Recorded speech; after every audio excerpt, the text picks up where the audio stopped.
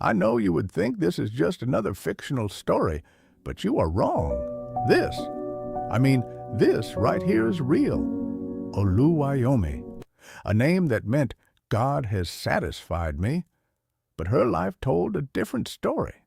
She was beautiful, effortlessly so, tall, graceful, with a body that turned heads without trying. And when she smiled, those deep dimples on her cheeks made people stop and stare. She had the kind of beauty people admired, and the kind of life her parents feared. She was raised in a Christian home, a home where prayers filled the mornings and warnings filled the nights. Her mother, Abike, saw it coming, that slow drift, that quiet rebellion. Her father tried discipline, her mother tried words, but to Yomi, her This road mom you are walking fondly called her. is my Love life. sounded like control. Correction felt like oppression. And one day, she had enough. She walked out of that house, not knowing she had just walked out of protection. Days passed. Freedom tasted sweet, but it came with shadows she refused to see. Then, one night, her phone rang. Tosin, her closest friend, or so she thought. Tosin's voice was calm, almost too calm. "There's a party tonight," she said. "My boyfriend's place. You'll love it." Yomi didn't hesitate. That night, they drove into a part of the city where the lights slowly disappeared and the trees grew thicker. Then she saw it, a mansion, massive, silent, watching. Something didn't feel right. The air was heavy, like the walls had secrets. The men inside were not ordinary. They were huge, quiet, observing. Yomi's smile faded. "I don't like this place," she whispered. "We should go." But Tosin just smiled. "Relax." Moments later, Yomi went looking for the restroom. The hallway stretched endlessly, too quiet, too still.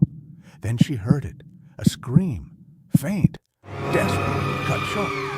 Her heart stopped. Slowly, she followed the sound, and then she saw it, a hidden room, a girl, barely alive, tied down, men cutting into her flesh, harvesting parts like she was nothing. The sound, the blood, the silence that followed. Yomi froze. Her body refused to move. Fear wrapped around her like chains. Then her foot shifted, a sound, and just like that, they saw her. She ran down the stairs, heart slamming against her chest. She grabbed Tosin. "We need to go, now!" But Tosin didn't move. Instead, she held Yomi's hand tighter and called out, "Pascal, she knows." Silence. Everything stopped. And in that moment, Yomi understood. This was never a party. It was a trap. And Tosin had brought her there to die. She was locked up in an abandoned room in the upper part of the house. She knew she needed to find a way out, or else there was no way she's living there alive. She took off her heel and broke the window glass. Glass shattered as she jumped through a window. Pain shot through her ankle, but she didn't stop. Behind her, footsteps, heavy, fast, closing in. 4 men, a gun, a machete, a dog, growling, hunting. The forest swallowed her whole. Branches tore at her skin. Her feet bled against the ground. Her breath came in broken gasps. "Run, run, run!" But they were gaining. Closer, closer. Then she saw it, a hollow tree. Without thinking, she crawled inside, covered her mouth, held her breath.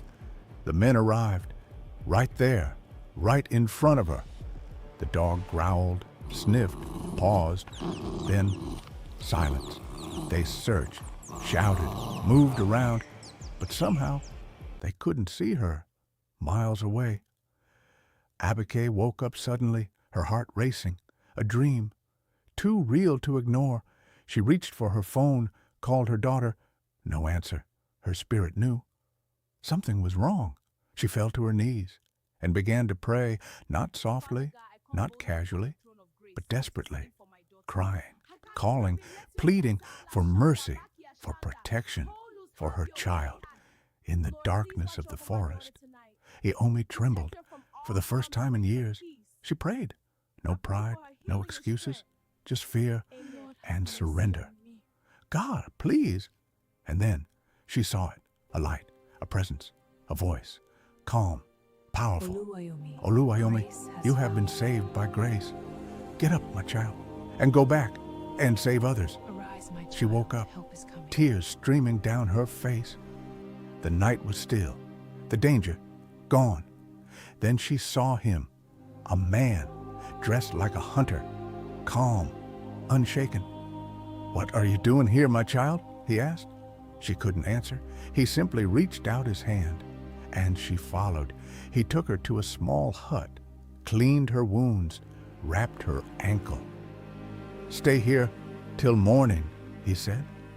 For the first time that night, she felt safe, protected, at peace, at dawn. He walked her to the road. A bus stopped. She got in, then turned back to say thank you. But the man was gone. She went home.